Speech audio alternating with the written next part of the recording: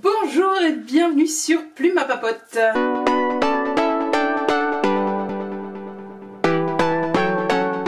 Je profite qu'il y ait un tout petit peu de luminosité pour vous filmer cette vidéo, mais je sens que ma coiffure va se barrer. Attendez, problème technique. Nous verrons bien cela au montage, si je devrais retourner cette vidéo ou pas. Ce sera la surprise du chef, écoutez, on n'est plus à ça près sur Plume à Papote. Bon, je voulais profiter du soleil pour vous filmer cette vidéo, mais vous voyez ma fenêtre est là, la lumière vient de là, le soleil se montre, enfin.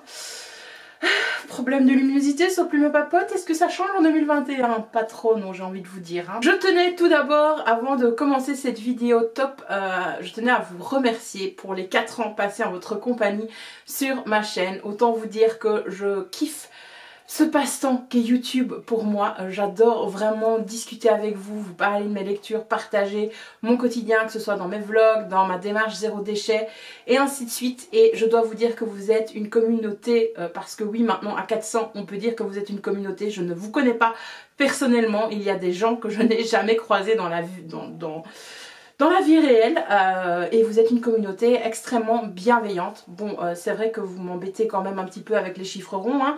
Vous abonnez, désabonnez à tout va pour ne pas atteindre le chiffre rond des 400. Mais bon, on y est, j'ai envie de vous dire, après 4 ans. Et un grand merci à vous pour cette aventure YouTube. La vidéo du jour, elle m'a été demandée par plusieurs d'entre vous. Et c'est vrai que j'avais dans l'idée de la faire. Comme vous avez pu le voir dans le titre, je reviens sur mes top de cette année 2020, point de vue de la lecture. Ça a été une année très riche en lecture puisque j'ai lu 123 livres dans mon carnet lecture, c'est ce que j'ai noté. Et je pense bien que j'en ai oublié quelques-uns par-ci par-là. Si vous me suivez sur Livre Addict, le lien est dans la barre d'infos. Je n'atteins pas cet objectif-là, enfin ce nombre-là, tout simplement parce que Livre Addict ne tient pas compte des livres abandonnés. Moi je les compte, c'est des livres que j'ai commencé, que je vais quand même assez loin dans mes lectures abandonnées. Je lis au moins une centaine de pages, donc j'ai de quoi vraiment me faire mon opinion par rapport à la lecture du livre. Et c'est pourquoi je n'ai pas du tout, donc j'ai pas le même nombre de lectures sur Livre Addict que dans mon carnet de lecture. C'est une année franchement top. Je n'avais pas du tout atteint ce nombre de lectures en 2019. Très clairement le confinement a joué, j'ai pu lire de manière boulimique, on va dire, à un moment de l'année où d'habitude je suis plus dans une décroissance lecture. Le mois de mars-avril généralement c'est assez chargé, il y a beaucoup de choses à faire à l'école. C'est les derniers instants où on peut recadrer les choses avec les élèves, etc. Donc c'est un moment où moi je fais une petite pause point de vue des lectures. Je ne lis pas autant qu'au mois de janvier ou qu'au mois de février par exemple. Cette année-ci ça a été totalement différent, d'où ce grand nombre atteint. C'est la première fois que j'atteins un aussi grand nombre depuis que je tiens mon petit carnet de lecture. Et pourtant cette année j'ai eu difficile, il n'y a aucun titre qui m'est apparu comme ça en me disant ça c'est mon coup de cœur de l'année, mis à part un, et ce ne sera pas une grande surprise.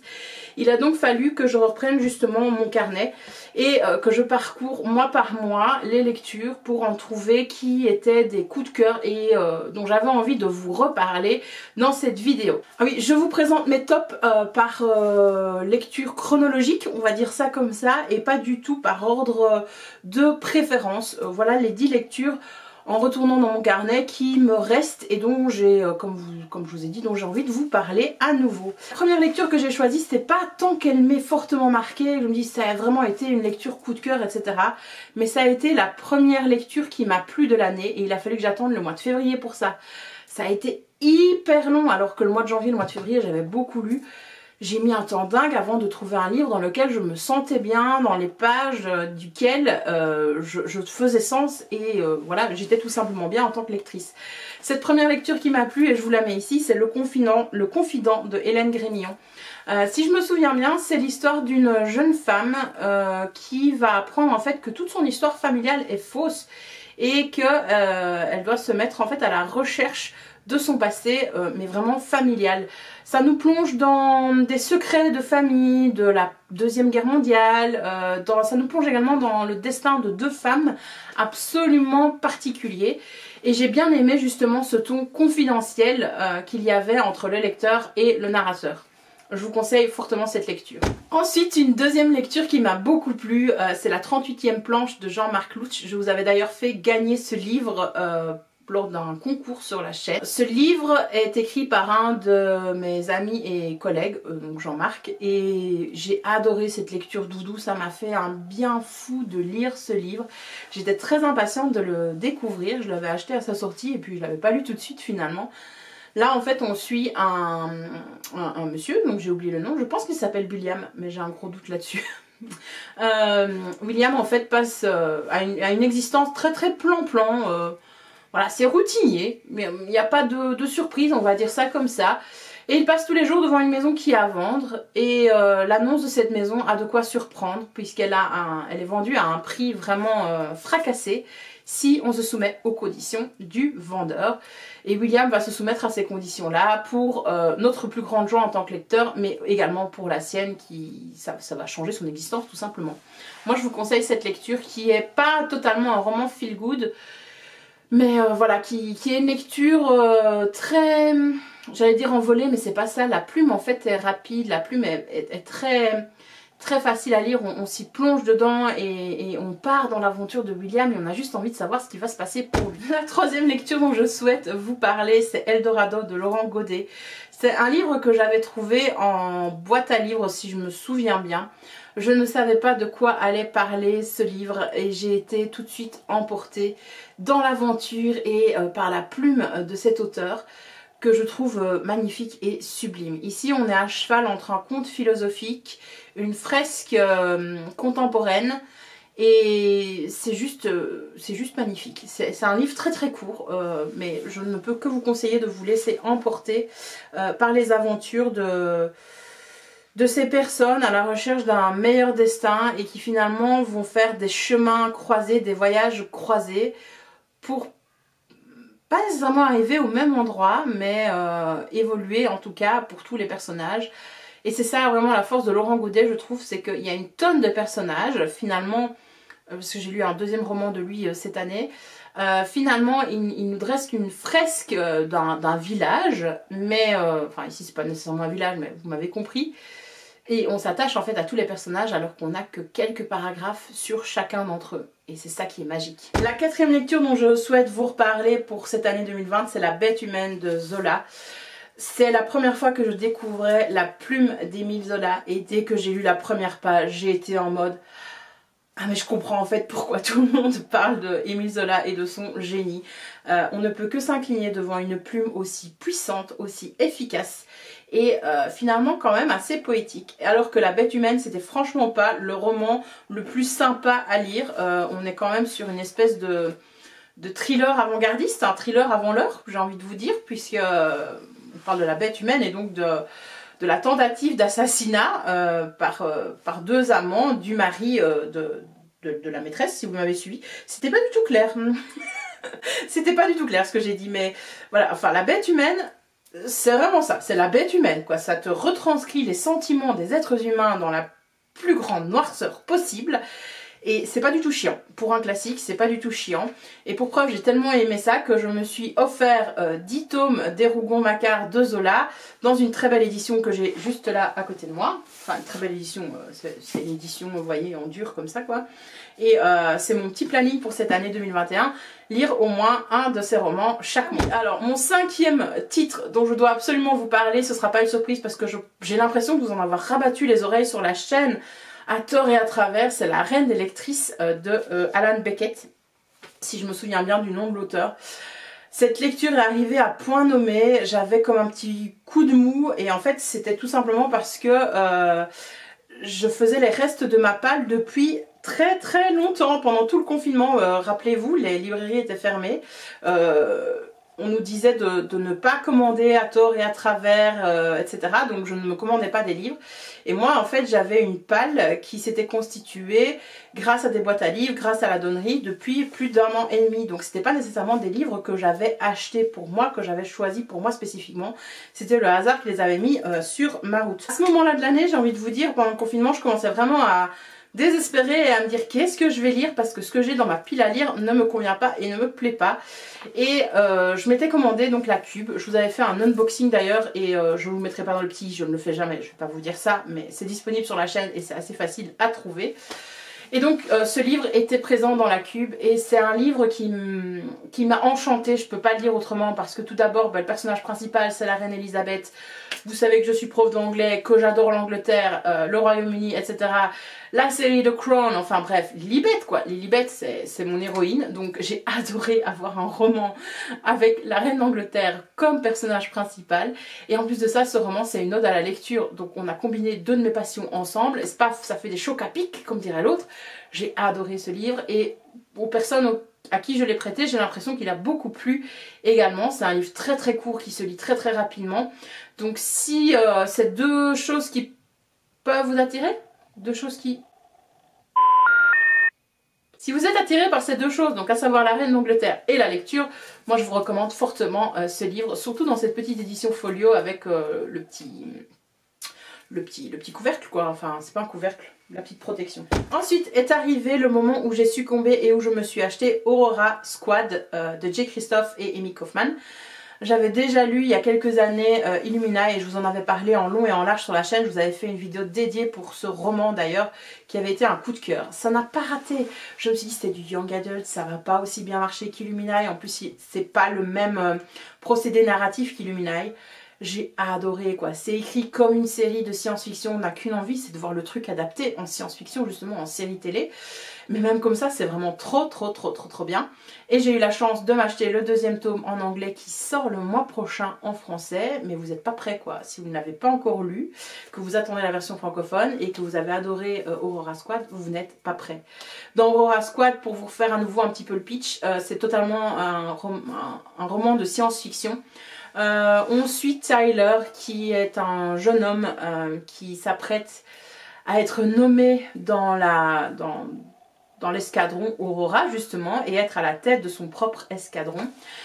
Tout cela se passe via une cérémonie bien habituelle où les meilleurs de leur promotion choisissent d'abord leur coéquipier, etc. Et Tyler est le meilleur de sa promotion, donc il devrait pouvoir choisir qui il veut. Sauf que ça se passe pas bien, il subit un petit peu ses nerfs et il décide d'aller voler avec son petit vaisseau, sa petite navette, et là les ennuis commencent. Il voit un signal de détresse, donc il décide de se rendre sur place pour justement aider les gens. Et là, en fait, il se retrouve devant un vaisseau fantôme avec une seule survivante, Aurora. Et c'est le début des ennuis. Alors Aurora Squad c'est vraiment une équipe de bras cassés, on ne peut pas le dire autrement. Et j'ai adoré ces adolescents qui en fait n'ont absolument rien pour réussir, mais qui vont arriver à former une espèce de petite équipe soudée, voire même une petite famille. Les relations entre tous les personnages sont vraiment extrêmement bien travaillées. J'ai apprécié que chaque chapitre soit narré selon le profil d'un personnage, à chaque fois bien spécifique. Ça a vraiment bien fonctionné sur moi et c'est rempli d'aventures. On ne s'embête jamais en lisant Aurora Squad, donc moi je ne peux que vous conseiller cette lecture de Amy Kaufman et Jay Kristoff. Ensuite je me suis laissée influencer par tout ce que je voyais sur Bookstagram et Booktube. Tout le monde lisait Heartstopper, même si tout le monde ne sait pas le prononcer. C'est comme ça. Mon petit cœur de prof d'anglais doit faire son deuil, c'est ainsi. Mais oui, ça se prononce bien. Heartstopper et pas Heartstopper, non c'est le petit cœur, Heart. Et donc si vous ne le saviez pas, si vous sortez de votre grotte, c'est un roman graphique écrit et dessiné par Alice Oseman. Et quelle découverte, quelle découverte. Je lis pas de graphique habituellement, ça faisait des années que j'avais pas lu de bande dessinée même. Et donc, je m'étais dit en recevant ce livre, ouais... Ça a l'air sympa, mais je m'attends pas à un gros succès. Et ce livre, en fait, je l'ai déjà lu 3 fois. J'ai déjà relu 3 fois les 3 tomes. Je suis abonnée au Tumblr de Alice Oseman et je vais lire chaque planche qui sort dès sa sortie, justement. J'adore, j'adore. C'est la lecture doudou par excellence. Et je trouve que c'est une œuvre tellement nécessaire dans notre société et pour les jeunes. Parce qu'il y a tellement d'inclusivité, de représentation et ça fait tellement du bien, voilà. Et l'histoire en effet est pas folle, vous dites juste c'est 2 garçons qui tombent amoureux l'un de l'autre en secondaire, mais il y a tellement de sujets abordés autour de ça que c'est génial. Et à nouveau j'espère que cette œuvre sera adaptée en série et que le rendu sera juste magnifique et du niveau de Sex Education quoi. Mais waouh, J'ai adoré, adoré, adoré Heartstopper. Et j'ai hâte de m'acheter le tome 4, même si je l'ai déjà lu sur internet. Je fais la collection désormais de tous les livres d'Alice Oseman et ma collection est complète à ce jour. Donc je suis trop ravie. La découverte thriller de cette année, ça a été Petit secret et grand mensonge de Liane Moriarty. J'ai l'impression que tout le monde avait entendu parler de cette autrice et tout le monde avait entendu parler de ce livre, étant donné qu'il a été adapté en série. Moi je n'ai toujours pas vu la série depuis, même si j'ai très envie de la voir alors que j'ai lu le livre et donc je sais ce qui se passe. J'ai été bluffée par la plume de cette autrice, par la construction de son récit et la construction de ses personnages. C'est dense, c'est fouillé, c'est des beaux portraits de femmes dans ce thriller. Et oui, le drame est là, enfin tous les éléments sont réunis pour nous happer en tant que lecteurs. Alors très honnêtement, je sais plus vous rappeler le nom des personnages, vous dire que c'est machin qui déménage dans telle petite ville, etc. C'est vraiment très lent, il n'y a pas énormément finalement de péripéties. C'est la vie de tous les jours dans une petite communauté américaine. Américaine? Non, en Australie. Ça se passe en Australie, je crois que l'auteur est australienne. Mais bref, quel thriller, c'est palpitant, c'est un véritable page turner et je serais ravie de continuer à lire Liane Moriarty en 2021. Il faut d'ailleurs que je me trouve et que je me procure ces livres. Il n'y avait plus que 2 livres qui ont marqué la fin de cette année. Ça a été vraiment 2 dernières lectures auxquelles je ne m'attendais absolument pas. Je vous en ai parlé dans mon dernier vlog qui s'intitulait « Ceci n'est pas un vlogmas », mais j'ai lu et acheté Jouissance Club de June Pla, si je ne me trompe pas. Quelle claque ce livre, quelle claque. C'est un essai, c'est pas du tout un roman, mais à nouveau c'est une œuvre essentielle et je trouve que tout le monde devrait lire ce bouquin. Mais s'il vous plaît, achetez-le vous, offrez-le vous, c'est tellement nécessaire. On apprend tellement de choses du point de vue même de l'anatomie, de l'être humain, que ce soit l'homme, la femme ou des personnes non binaires. J'ai adoré que ce livre soit écrit en écriture inclusive. C'était le premier livre que je lisais en écriture inclusive et ça a été un tel soulagement pour moi en tant que lectrice. C'est génial en fait de se dire c'est ça en fait que vivent les hommes quand ils lisent un bouquin.